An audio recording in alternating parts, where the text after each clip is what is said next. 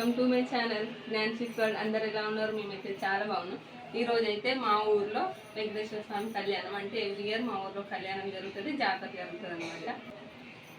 మా ఆయన మా ఊరు జాతరలో, మా అత్తమ్మ ఊర్లో జాతరలో చేయించింది. ఇది ఎలా ఉందో కామెంట్ చేయండి.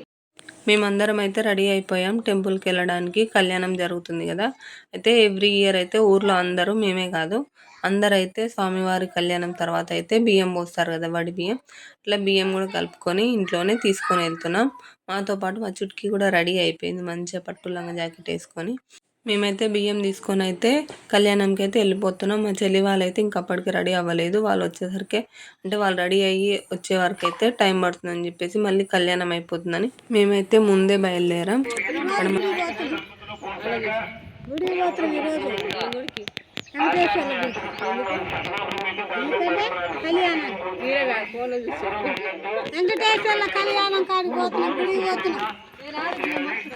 మేము వెళ్ళడం కొంచెం లేట్ అయింది, అందుకని చెప్పేసి కళ్యాణం అయితే కంప్లీట్ అయిపోయింది మేము వెళ్ళేసరికి.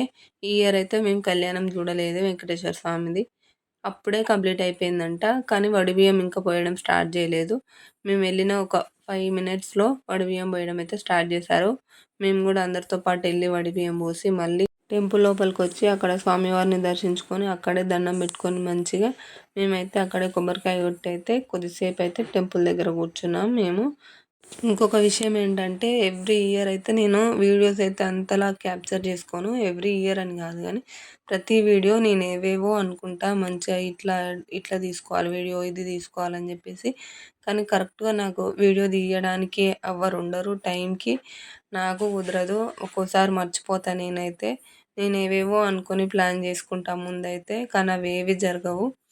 అంటే ఎవ్వరు వీడియోలు తీయడానికి టైంకి ఉండరనమాట.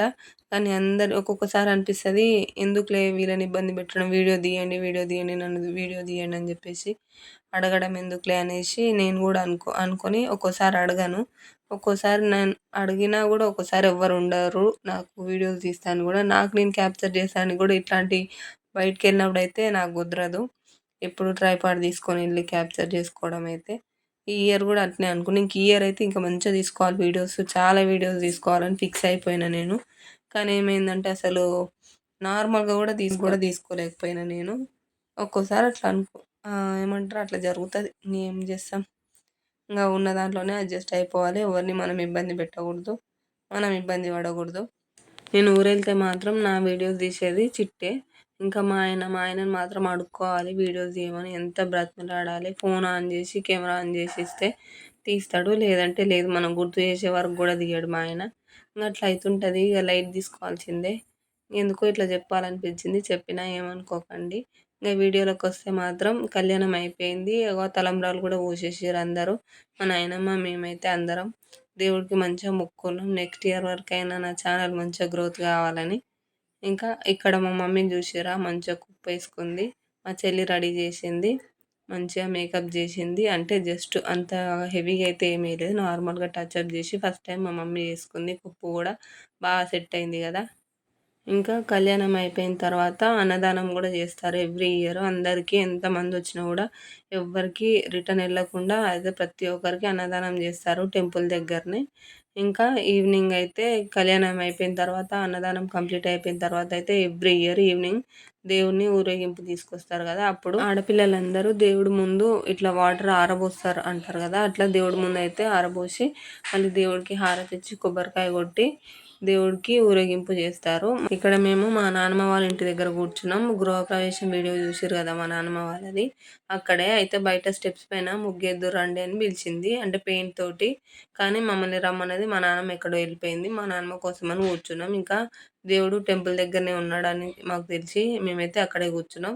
కానీ కొద్దిసేపటికి దేవుడిని తీసుకొని వచ్చారు, ఆల్రెడీ ఊరేగింపు స్టార్ట్ అయిపోయిందంటే మేము కూడా వాటర్ తీసుకొని వచ్చేసినాం. వీళ్ళు మన సబ్స్క్రైబర్స్, అంటే మా చిట్టి ఫ్రెండ్స్. వీళ్ళు కూడా మా ఊరే కాబట్టి వాళ్ళు కూడా దేవుని చూడడానికి అని చెప్పేసి వచ్చేసారు. కానీ నేనైతే దేవుడి ముందు నీళ్ళు ఆరబోసిన, మా మమ్మీ మాత్రం దేవుడికి కొబ్బరికాయ కొట్టి హారతి ఇచ్చింది.